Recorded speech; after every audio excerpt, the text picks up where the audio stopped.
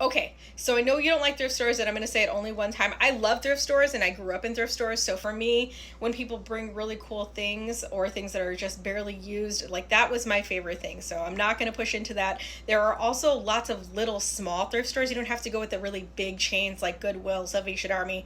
I just go with whatever's convenient. If there's a smaller local one that you can do in the neighborhood, by all means, try and do that. Also, I know you have a small business, so consider putting a box out when you have your small business arrangement, and when you're selling stuff, you can give away stuff that way, just like a free box. We used to do that when we used to do flea markets. And the other thing that we also do still to this day is use the buy, sell, trade free groups or whatever, like the neighborhood free groups where people can come and just pick stuff up.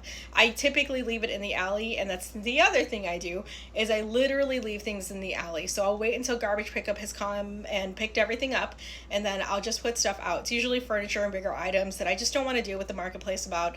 I don't need to make the money for it. And somebody else can use it. I appreciate that more than me trying to make $5 off of a chair.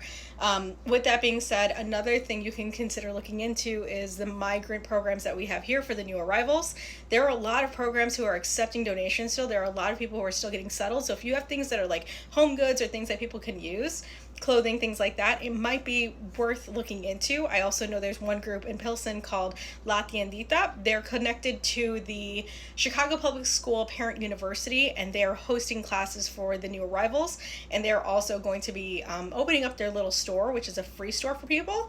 That might be really beneficial for you to just get rid of some stuff. Also, no pressure on decluttering. We do what we can, and if it's not something you're able to do right now or something you have the capacity to do, that's okay. Do what's manageable. You don't have to do more than you can, and I know you have a small business, so just take a breath. It's okay.